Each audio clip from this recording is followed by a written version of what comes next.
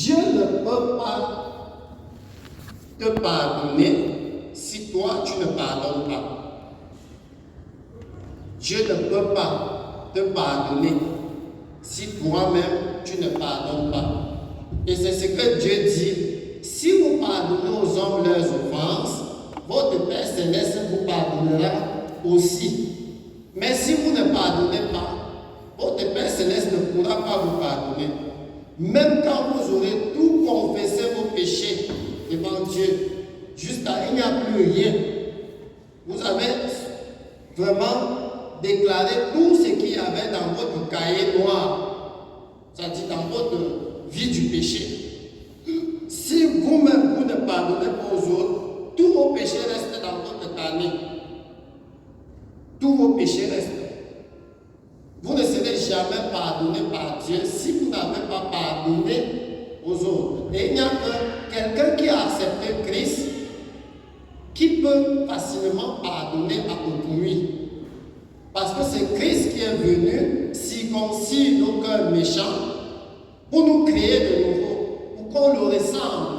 C'est pour ça qu'on dit nous devons être les imitateurs de Christ, qu'on le ressemble. Il y a parfois, quand quelqu'un n'a pas pardonné, il pense que c'est tout le monde qui le ressemble.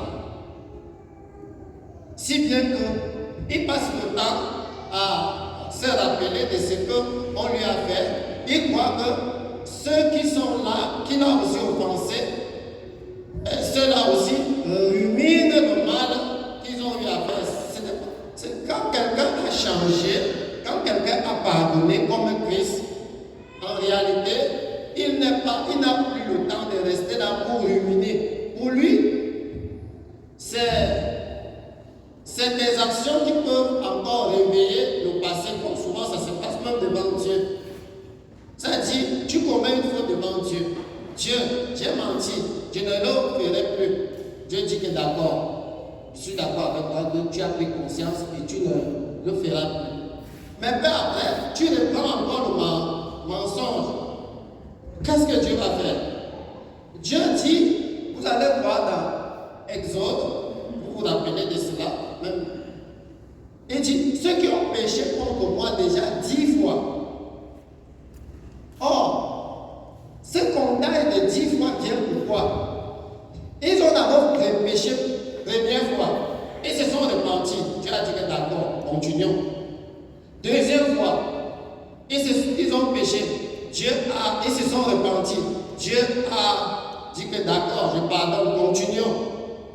Ils ont encore péché plusieurs fois, 5 fois, 6 fois, 9 fois, 10 fois. Dieu dit que tiens, finalement je traite avec les bandits, les politiciens. Et il se rappelle maintenant de tout le parcours. Il voit que la première fois tu as demandé pardon, la deuxième fois tu as demandé pardon, la troisième, la cinquième, la sixième, la septième, jusqu'à 10 fois, non, ça s'arrête là. Vous voyez, qui a rappelé 10 fois? C'est le pécheur persévérant. C'est le pécheur persévérant dans le péché qui a rappelé cela. Voilà, là où il y a, là où le passé surgit encore. C'est là où le passé revient. Donc quand quelqu'un a demandé pardon, en réalité, un enfant de Dieu doit pardonner. Et maintenant, celui qui demande pardon, nous sommes d'abord sur pardonner. Quand quelqu'un ne pardonne pas, c'est vrai, nous sommes obligés d'imiter Jésus. Il y a parfois quelqu'un a offensé son frère.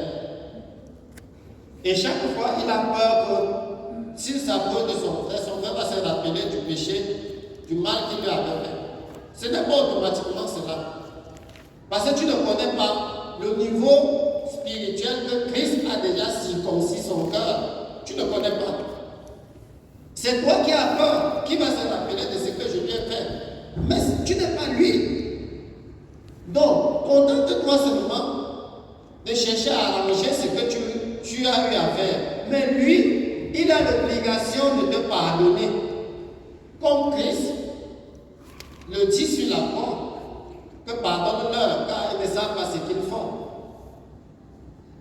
dira, non, Christ a dit qu'ils ne savent pas ce qu'ils font. Or, comme celui-ci, lui connaît la Bible de Genèse à Apocalypse, on ne peut pas lâcher ça. Bon, garde alors tout ce qu'il t'a fait, garde tout cela qu'il t'a fait, parce qu'il n'est pas ignorant, il connaît ce qu'il fait, garde tout cela. Toi-même, tu vas entrer dans quel ciel? Parce que Dieu aussi peut se rappeler qu'il t'a enseigné au niveau où tu devais connaître. Et cependant, tu as toujours commis des fautes devant lui. Il te sera fait comme tu as fait aux autres. Or, Christ a enseigné le peuple. Christ a instruit le peuple. Christ a blâmé le peuple. Christ a guéri les maladies du peuple. Il a fait du bien au peuple. Mais quand il monte sur la croix, quand il passe sur la croix, ces hommes le mettent sur la croix. Christ dit qu'ils ne connaissent pas ce qu'ils font. Seigneur, pardonne-leur. Pourquoi Christ dit cela? Pourtant, il les enseignait dans les rues, dans les synagogues, partout. Il dit cela pourquoi? Parce que, mes bien-aimés, celui que tu crois qu'il connaît là, qu'il est enseigné, qu'il a tout là, connaître ne veut pas dire comprendre. Quand quelqu'un comprend la vérité, directement la vérité l'affranchit. C'est donc vous connaîtrez la vérité et la vérité vous affranchira. Quand vraiment tu connais la vérité, juste là, tu comprends la vérité, comment ça dit, même par réflexe, la puissance de la vérité te sauve des positions spirituelles négatives, vraiment qui embrigadaient ton âme. Donc, même quand nous sommes ici, je connais que beaucoup de nous ici, il y a beaucoup qui ne comprennent même pas vraiment ce qu'on prêche.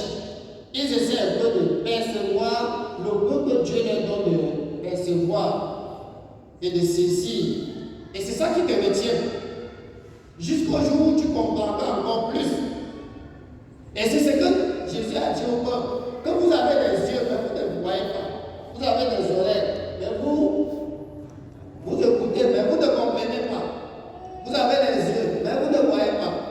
Vous voyez, Jésus les faisait comprendre cela. Pourquoi? Parce que les preuves de l'œuvre de Christ a été palpable aux yeux des hommes, mais ils n'ont pas compris. La puissance de la vérité, de l'évangile que Christ a prêché, a été publié, annoncé, jusqu'à ça sauver plusieurs. Mais jusque-là, les autres n'ont pas compris. Vous avez les yeux, mais vous ne voyez pas. Vous avez les oreilles, mais vous n'entendez pas. Et c'est souvent le tournant très dangereux. Parce que là, tu peux même tuer le juste comme on a tué Jésus. Donc, dans l'esprit du pardon, on ne doit pas tenir compte, on ne doit pas se faire Dieu pour faire comme si on connaît le niveau de compréhension de l'adversaire ou déduire que tu ne peux pas le pardonner parce qu'il connaît déjà. Non. Parce que quand tu vas le dire, tu vas dire cela. Qu'est-ce que Dieu dira de toi? Parce que tu as une conscience. Tu as la parole de la vérité. Nous avons tout l'arsenal autour de nous, l'enseignement de l'Église. Donc nous sommes condamnés à nous pardonner les uns les autres quand on a offensé son frère. Qu'on ait demandé pardon ou pas, peu importe pourquoi, tu as ton âme à sauver. Tu as la parole de Dieu à obéir. Voilà, n'obéis pas. Tu entreras dans quel ciel? Qui te pardonnera? C'est pourquoi nous devons faire très attention. Et le pire est que notre état charnel nous bloque tellement qu'on a seulement l'engouement de continuer la lutte du monde et les rancunes du monde. On n'a pas l'engouement, la force spirituelle pour toujours pardonner. Alors que Christ en nous, par la puissance du Saint-Esprit, nous donne la force de pardonner. C'est vous qui avez vu ça dimanche. Moi, je viens seulement accentuer cela et répéter. C'est Christ en nous qui nous donne la force de pouvoir le faire. Et si je vous ai donné un exemple, afin que vous fassiez comme je vous ai fait, pardonner, c'est très important. C'est très important. Et il ne faut pas que nous nous fichions comme des espions dans la maison de Dieu, des espions du mal. Dans la maison de Dieu, comment? C'est-à-dire, tu ne vas pas provoquer ton frère, tu provoques ta soeur, parce que tu sais qu'il va te pardonner. Non. Ne pas lui provoquer ou après l'exhorter que pardonne-moi. Tu dois te comporter de manière que si tu as demandé pardon, tu dois te comporter de manière que ce pardon-là soit maintenu devant ton frère et devant Dieu. Or, qu'est-ce qui se passe? Si j'ai eu un problème avec mon frère, si après, il vient me demander pardon. Et je lui pardonne. Peut-être même il ne demande pas, il vient m'exhorter que je lui demande, je lui pardonne. Mais il n'a pas besoin de m'exhorter, il a besoin de demander pardon. Mais qu'il demande pardon ou pas, j'ai l'obligation de le faire parce que je ne suis pas Dieu. Je ne suis pas Dieu. C'est Dieu qui est trois fois saint.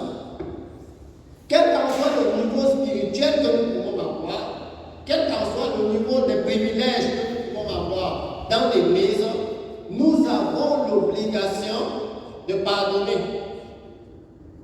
C'est pourquoi je prends comme sous-thème pardonner. Si vous ne pardonnez pas, qui vous pardonnera? Qui vous pardonnera? Je ne peux pas laisser, je ne peux pas laisser, je ne peux pas laisser. Peu importe, si tu ne laisses pas, ne laisse pas. On ne te laissera pas aussi.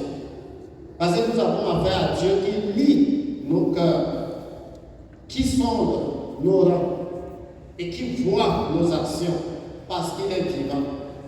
Nous devons donc pardonner. Maintenant, la suite, c'est quoi? Je ne sais pas s'il y a des questions là-dessus. Parce que nous sommes sur pardonner, demander pardon, et être pardonné. Je voudrais continuer pour gagner en temps. Sur pardonner, y a-t-il des questions?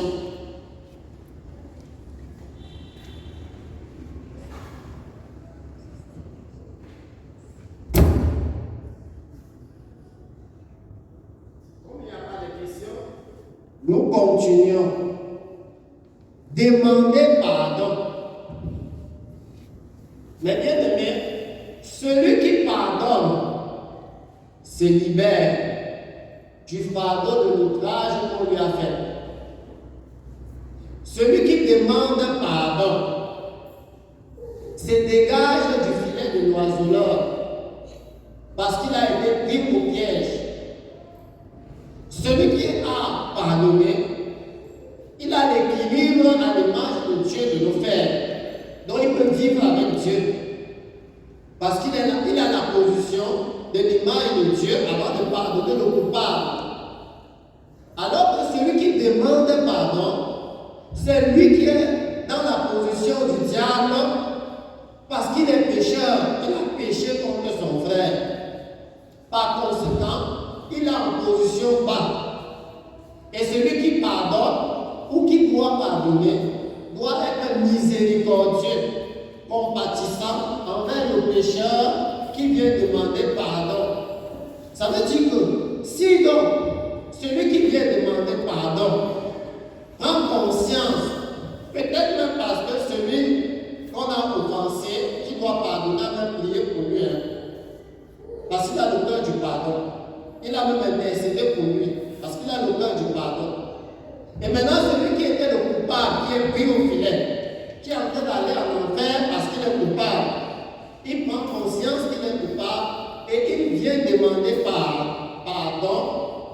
Il ne doit pas venir faire la philosophie à celui qui demande pardon, comme nous faisons habituellement.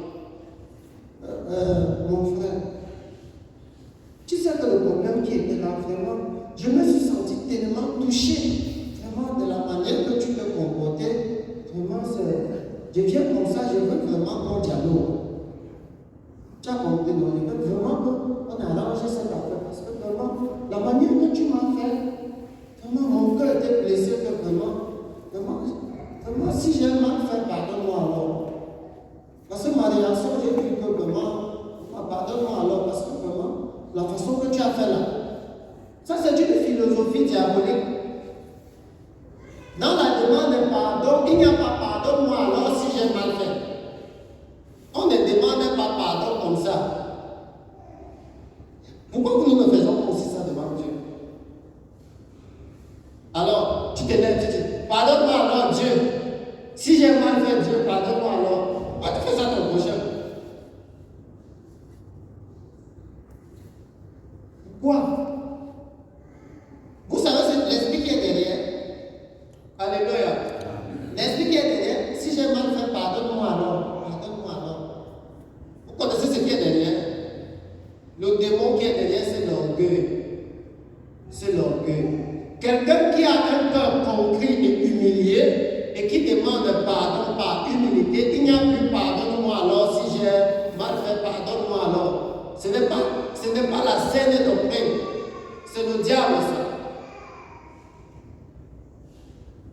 Donc dans la demande de pardon, on doit être plus sérieux, plus conséquent, plus conscient, de manière que vous connaissez l'histoire de Jacob face à Esaü, son frère, non? Et s'est humilié 7 fois.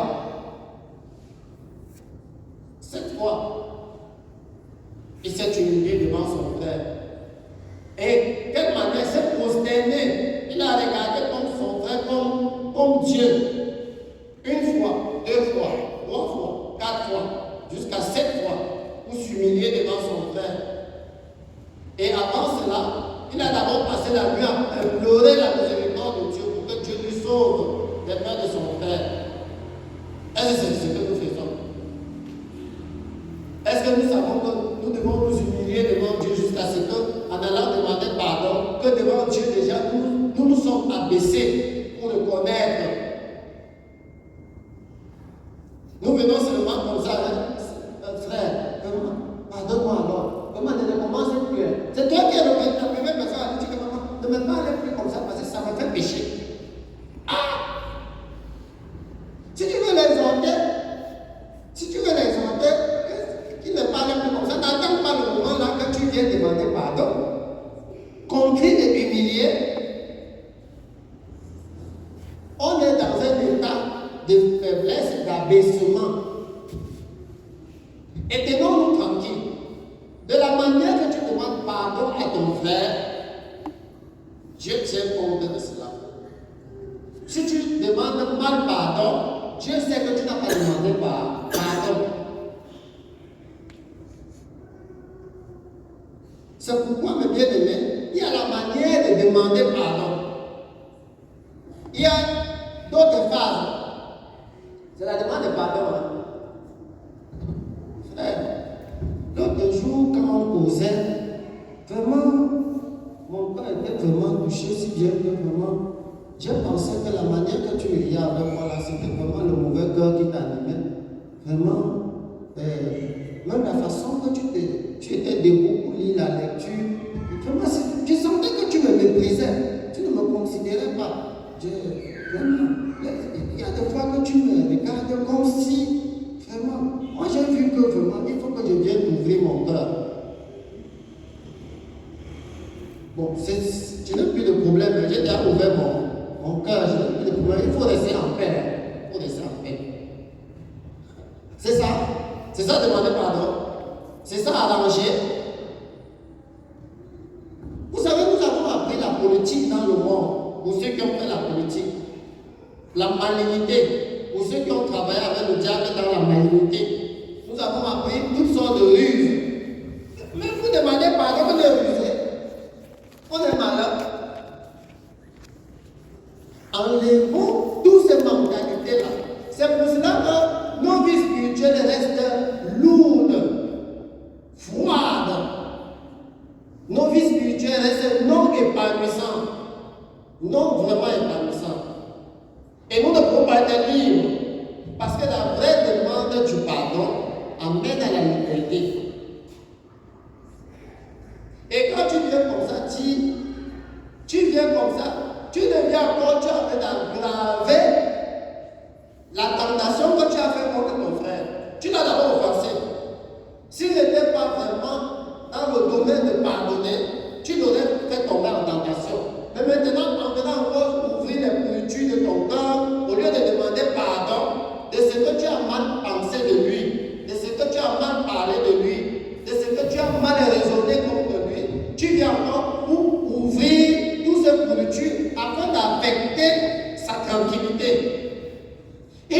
encore beaucoup de prières pour être au-dessus de ce que tu es venu lui dire, pour rester dans l'équilibre du pardon. Voyez-vous, tu as plutôt aggravé l'offense. C'est ça la vérité. Que ce soit le serviteur comme moi, que ce soit même le pasteur, que ce soit même le chrétien, que ce soit même qui, quand on agit contrairement à la logique de la demande de pardon, on reste coupable. On reste coupable. C'est pourquoi, mes bien-aimés, moi je suis d'accord avec ce qu'on a dit que chacun doit pardonner à son frère. Alléluia. C'est important. Et c'est ce qu'on dit depuis. Donc on doit demander pardon. Tant que tu ne demandes pas pardon, ça te regarde. Mais il ne faut pas. Il faut, quand on est coupable, arrange avant de continuer. Arrange avant de continuer. Un jour, il y avait un frère qui était parti quelque part. On l'avait commissionné. Quand il est parti dans la famille là, arrivé là-bas, les quelques jours qu'il a fait là-bas, on a commencé à le traiter autrement. On voulait l'obliger à faire le contraire de ce qu'on l'avait commissionné faire. Il a dit qu'il ne peut pas venir changer le plan de travail qu'on m'a demandé de faire. On s'est fâché contre lui.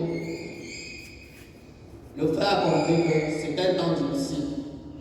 Il s'est rangé derrière Jésus pour pardonner toujours. Et c'est comme cela que plus tard, quand il est quitté, pour aller dire à la personne qui l'avait envoyé que voilà les difficultés que j'ai. On a tranché le problème. Mais les concernés qui étaient coupables n'ont pas pris le temps pour dire que vraiment nous venons demander pardon. Vous savez ce qui s'est passé? Ceux-là qui n'ont pas demandé pardon ont perdu la foi. Ils ne sont plus dans la foi aujourd'hui.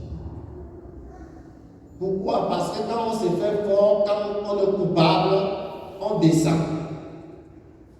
On descend. Parce que le poids de ton état coupable, le poids du péché, c'est ce que la Bible dit, qui me délivrera du corps du péché de la mort? Il faut que Christ te pardonne. Il faut que ton frère aussi te pardonne. C'est meilleur. Dès que tu es pardonné, tu demandes pardon. Comment tu sens en toi une aisance de liberté, de vie? Comment tu sens la vie renaître? Mais quand tu ne demandes pas pardon, comment tu sens qu'à l'égard de ton frère, même à l'égard de Dieu, tu te sens toujours de plus en plus attaché. Même la joie, il n'y aura plus. Même la joie du ciel, il n'y aura plus. Parce que même le Saint-Esprit ne produira pas cela. Parce que Dieu ne ment pas. Dieu ne peut pas faire le contraire. Même quand nous venons devant Dieu, on ne demande pas pardon. Quand tu te mets à genoux, quand tu vois que le péché ferme la bouche, tu es au tribunal, tu veux prier, il n'y a pas moyen. Comment tu connais que tout ce que tu fais là, c'est rien. Mais tu forces quand même pour faire plaisir à ton frère, pour qu'on sache que tout va mieux. Mais au fond, tout ne va pas mieux. Parce que quelque part, ton cœur te dit toujours que tu as fait mal à elle. Tu as fait mal à elle. Tu as fait mal à elle. Il faut arranger. Tu dis, ah non, c'est lui qui m'a provoqué. C'est vrai, il t'a provoqué. Mais arrange ton côté. Tu as besoin de vivre. C'est lui qui a commencé, c'est vrai. Mais tu as péché en agissant. Alors, arrange ton côté. Donne-lui aussi l'occasion d'arranger. Peut-être qu'il ne s'en rend pas compte, mais en venant demander pardon, ça peut l'éveiller et montrer que comment j'ai pu. Donc il a réagi comme ça, il a réagi comme ça. Vraiment, moi-même aussi je suis redevable sur ça, parce que ma manière aussi de faire n'était pas bonne. Ça peut l'aider aussi, tu peux le sauver comme tu te sauves aussi.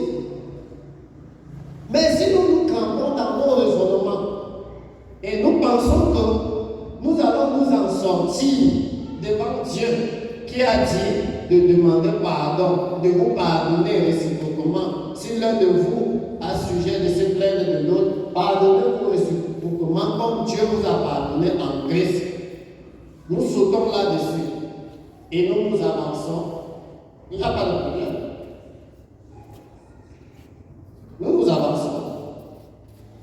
Mais qui est en danger? C'est celui qui ne demande pas pardon. Mais bien aimé, il arrive quelquefois dans la marche chrétienne, même si on est tellement rempli d'orgueil apprenons à descendre pour dire je demande pardon. Même si c'est quoi? Même si nous avons tellement raison jusqu'à être rembourrés dans la raison, apprenons quelquefois par obéissance à la parole de Dieu qui ne fait exception de personne. Apprenons à accomplir la parole de Dieu pour dire je demande pardon. Ça te sauve. Tu pourras prier librement. Tu pourras être libre de t'approcher de ton frère, de son frère, de rire avec lui. Tu pourras venir devant Dieu jusqu'à ce que quand tu sens que tu es à l'aise. Quand c'est là, quand tu sens que la prière passe. Quand ce n'est pas là, quand tu sens que la prière est attachée, lourde. Comme je le disais plus tôt, le péché ferme la bouche. Tu vas beau forcer, mais c'est pesant. Ça ne va nulle part. Donc, demandons pardon. Est-ce qu'il va même me pardonner? Il a l'habitude que quand je demande pardon, il commence à me rappeler toutes les fautes que j'avais faites. Il n'y a pas de problème. Ça le regarde s'il ne veut pas te pardonner. Demande pardon. Et change. Donc, demandons pardon et changeons. C'est bien. C'est bien. C'est meilleur. Oui. Quand nous voyons ici, je voudrais que nous lisons le texte seulement à la dernière page, parce qu'il y a beaucoup de choses là. Maintenant, toujours pour gagner en temps, nous avons touché pardonner.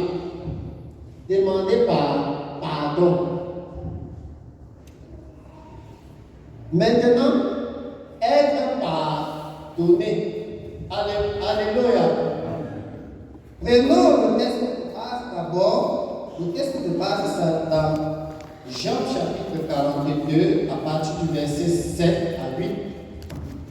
Nous lisons le texte de base. Tu lis cela pour la main. Il est question de l'histoire de Job face à ses amis.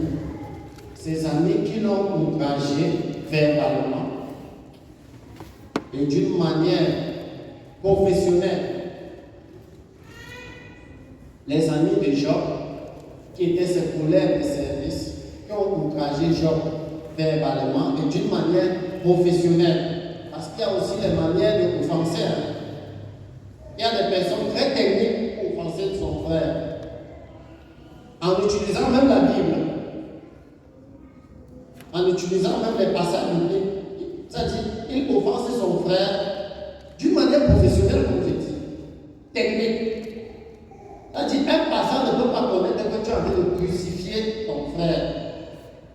Oui. Après que l'Éternel lui a adressé ses paroles à Job, Oui. il dit à Eliphaz de Théman. Il est question d'Eliphaz de Théman. Oui. Ma colère est enflammée contre toi et contre tes deux amis, Oui. parce que vous n'avez pas parlé de moi avec voiture. Quand vous voyez la manière que Théman, Eliphaz, avec ses deux amis ont parlé, tu peux croire que c'est l'inspiration qui vient du 3e siècle. Pourquoi? Et je voudrais vous dire cela, je voudrais vous mettre en garde. Faites très attention quand vous voyez votre frère est acculé par toutes sortes de difficultés. Il y a parfois, tu vois ton frère malade. Tu commences à l'acculer, que voilà, ce sont ses péchés. Ce sont les conséquences de ses péchés. C'est quand je lui avais bien parlé. Je lui avais bien dit, ce n'est pas ça. C'est une très mauvaise mentalité. Il ne faut jamais se précipiter pour porter un jugement sur qui que ce soit de tes frères, de tes soeurs, qu'ils soient même en difficulté ou pas. D'ailleurs, il est dit de juger moi. Mais les trois amis de Job se sont mis à accuser Job, à dire des choses sur Job, sans d'abord consulter Dieu pour savoir si la souffrance de Job vient du péché ou de l'épreuve. Ils n'ont pas cherché à connaître cela, à consulter Dieu, mais directement de nombreux péchés. Il n'y a pas, quelqu'un ne peut pas souffrir comme ça sans que ça soit le péché sur lui. Qui t'a dit? C'est Dieu qui t'a dit ça. Tu vis avec lui. Tu connais ses mouvements. Tu connais sa relation avec Dieu. Non, c'est vrai. À 90%, c'est souvent nous-mêmes qui sommes la cause de nos fautes. C'est vrai. Mais ça ne nous donne pas le quitus de porter vite jugement. C'est pour ça que vous allez voir que quand un frère est malade, il appelle son serviteur. La première des choses, si le serviteur ne connaît pas le pour et le contre de ce chrétien et qu'il est encore en train de l'étudier, qu'est-ce qu'il va lui dire? Il dit, as-tu examiné ta vie? Et c'est ce que Jean va faire. Quand on examine sa vie, ça veut dire que tu es pécheur. Quand on te dit que examine ta vie, ça ne veut pas dire automatiquement que tu dois trouver le péché. Parce qu'il connaît rien à toi. Quand tu examines ta vie, ça veut dire que fais comme un Jean qui est péché ou pas. Regarde encore, c'est pour éveiller ta mémoire, pour t'aider. Ça veut donc dire que depuis que les amis de Job étaient là, ils avaient une mauvaise mentalité contre Job. Ils attendaient que celui-là qui nous donne souvent là, celui-là qui nous presse, parce que Job ne jouait pas. On dit de lui qu'il est intègre et droit, il n'y avait personne sur la terre comme lui. Ça veut dire que le plus sévère dans l'obéissance à Dieu, c'était Job. Le plus rigoureux comme Dieu dans l'obéissance à la loi, c'était Job. Le plus persévérant dans la prière, dans l'attachement à Dieu, c'était Job. Le plus ténace et persévérant à se sanctifier, c'était Job. Par conséquent, donc, ce n'est pas tout le monde qui pouvait vous le voir bien. Et directement, on attend que Job, le temps viendra. On verra. C'est quoi ça? C'est chrétien. Tu attends le malheur de ton frère. Et dès que Job est entré dans le malheur, chacun est venu. Confesse, c'est le péché. Ouais. Ce n'est pas ça. Et c'est alors, en le faisant, ils étaient plutôt en train d'augmenter la souffrance de Job. Imaginez-vous, Job il perd ses enfants, il perd ses filles, il perd ses amis, il perd ses nations, il perd beaucoup de choses, il perd jusqu'à sa santé physique, il perd même sa femme. Il perd même sa femme, entre guillemets, parce que déjà même sa femme n'était pas avec lui. Mais qu'est-ce qui s'est passé? Il était en souffrance. Maintenant, quand les amis viennent, au lieu de compatir et simplement les ordonner que bon, examine seulement. Nous savons que nous sommes dans un monde à problème. Tout peut arriver. Et aller devant Dieu, consulter Dieu, que Seigneur, qu'est-ce qui arrive à mon frère? Non, chacun s'assoit pour doser sa part, Évitons cela. Parce que nous nous rendons coupables. Nous assentions la souffrance de notre soeur, la souffrance de notre frère. Et parfois, nous nous justifions que je lui ai dit ce qui est de Dieu. Je lui ai dit ce qu'il doit faire pour vraiment se remettre. Quand on parle aux gens, ils ne comprennent pas. Quand on fait comme ça, ils ne comprennent pas. Ce n'est pas ça, à votre manière de faire. Et là, tu es coupable dans la raison. Tu es coupable, mais dans la raison, tu es juste. C'est-à-dire, spirituellement, devant Dieu, tu es coupable, mais dans la raison, tu es juste.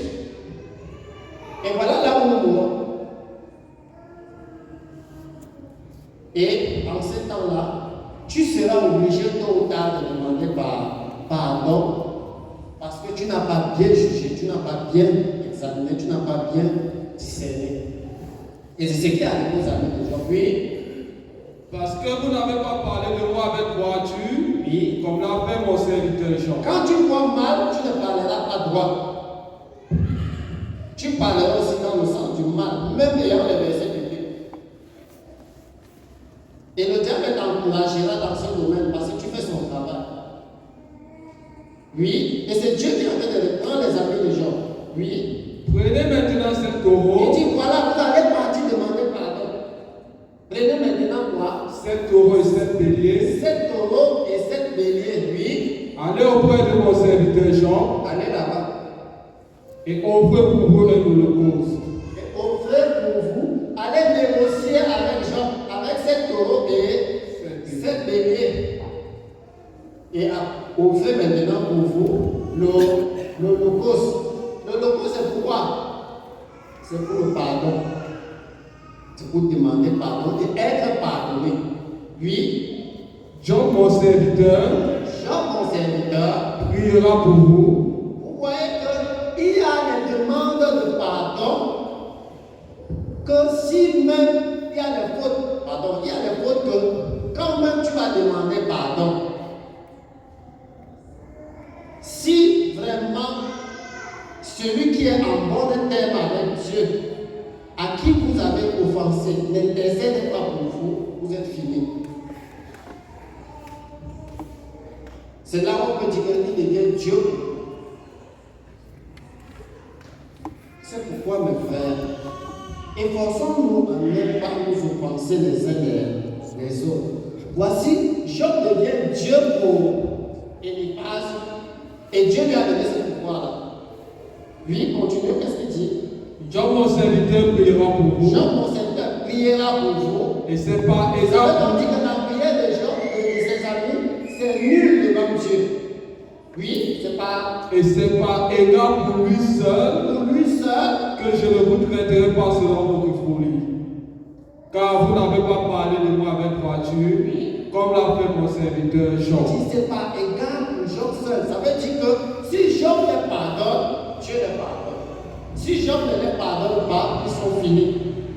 Même être un sacrificateur, c'est fini. Même être un chrétien, c'est fini. Même être un quoi. Tout ce que tu vas encore faire là, Dieu n'est plus dedans.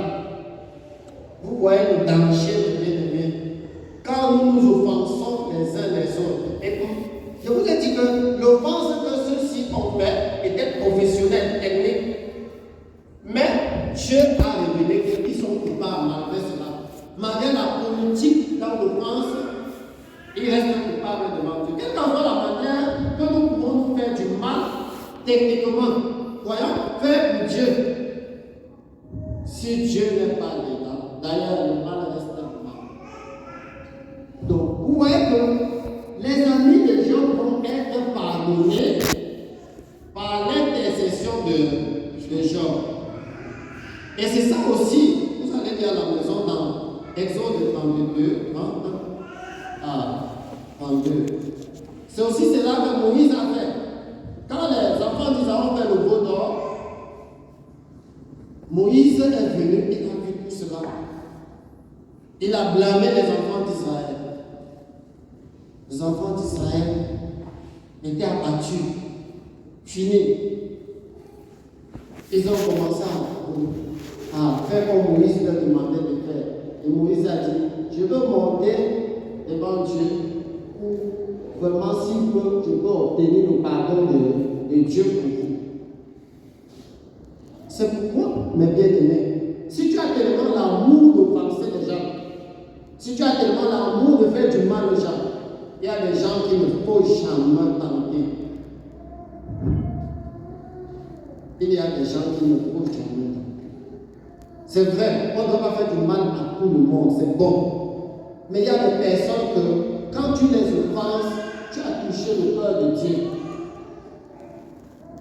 Et si ceux-là, sous celui-là, ne te pardonne pas, tu es fini.